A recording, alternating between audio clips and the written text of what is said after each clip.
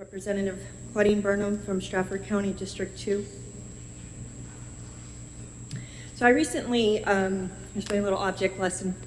I recently completed a homeschool civics class for my high school senior daughter. She is my fourth youngest out of my daughters that I've homeschooled, and I've had the privilege to teach them our wonderful Constitution and how our country operates. That was a little off cuff. I'm going to go back to what I'm going to say here because I might share a little bit something personal at the end. So this book here is kept simple for the simplified reader.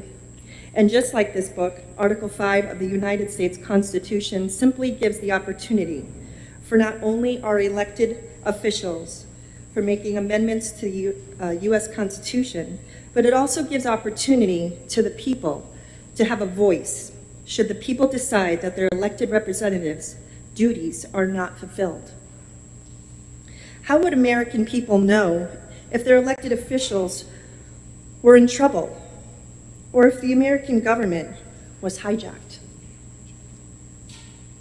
How could the people rein in and out-of-control spending, overreaching, nonpartisan career laddering, money-making government officials? How much of what we see in our governments today is what I just mentioned, complete abuse from many of our elected officials? How can the American people help? Article 5 brings back the voice of the people. It is not easy for we the people to make a move to amending the Constitution. Indeed, it takes a lot of unification in an ununified nation. The process is arduous. The effort is great for the people. And then after all that is said and done, after all, 2/3 of the state's legislatures must be willing to call a convention. Many who are opposed to HCR 1 have nicknamed the Convention of States a runaway convention. I say we are at a precipice of a runaway government, ready to be sold to the highest bidder in the World Economic Forum. I support HCR 1. Keep it simple. Let New Hampshire's people speak. And now I share something personal. I am firstborn generation in my family. I grew up in a Polish household. Some of you may know my story. Both my grandparents were in Poland when World War II broke out. My grandmother, at the age of 15, one of 15 siblings, her and her oldest brother, were taken from their home in the middle of the night after second attempts, hiding in their home from the Germans, we would think. Yes? Wrong. That second time, when I asked my grandmother who was at the door, she said the Polish army with the German army. They were successful the second time and took her to Warsaw. She saw Hitler. She saw Stalin. She didn't know who they were. She was 15 years old.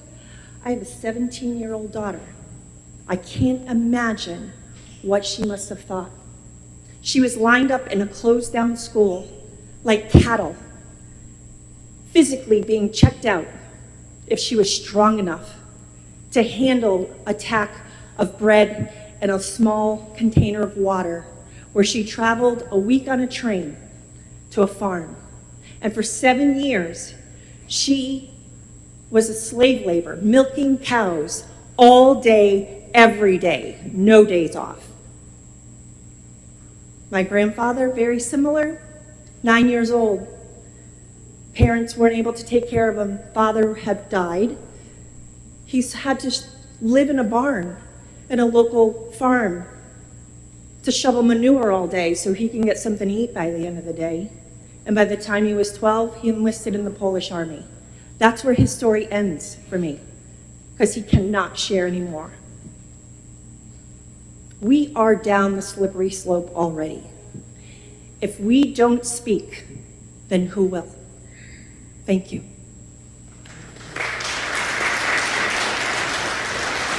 Thank you, Representative.